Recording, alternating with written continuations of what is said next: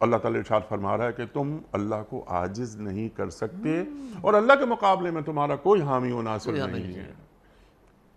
کیا اللہ کہہ رہا ہے؟ یہ سارے دنیا کے سرکش انسانوں کو تنبیہ ہے جی کہ کبھی نہیں سمجھے، فرعون نہ سمجھے کہ وہ اللہ کو عاجز کر دے گا، اللہ اس کو ڈبو کے رکھے گا۔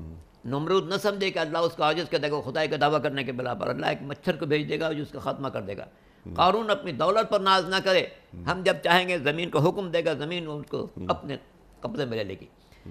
لوط کی قوم اپنی سرکشی میں ڈوبی ہوئی ہے، کبھی خیال نہ کرے کہ وہ اسی طرح سے رہے گی، جب اللہ چاہے گا زمین کا تختہ پلٹ دے گا، سارے کے سارے زمین کے نیچے چلے جائیں گے۔ جناب نوح کی قوم جو مسلسل ان کو اذیت پہنچا رہی ہے، کبھی نہ سوچے کہ اللہ کو وہ عاجز کر دیں گے، نہیں، جس دن اللہ کا فیصلہ ہوگا ایسا طوفان آئے گا، ایسا طوفان آئے گا۔ اور عجیب و غریب طوفان آیا۔ جناب نوح کی بیوی جو گمراہ تھی وہ تنور پر روٹیاں پکا رہی تھی، کہتے دیکھو ہر طرف خشکی ہے، کہیں پانی کا نشان نہیں ہے، میرا میاں ایسی بڑی کشتی بنا رہا ہے جیسے ساری دنیا ڈوبنے والی ہے، یہ بکواس کر رہی تھی۔ اللہ کا حکم ہوا فارت تنور، وہ تنور جو آگ تھا وہیں سے پانی ابل پڑا، اور ایسا ابلا کہ ساری دنیا کو اس نے ڈبو دیا۔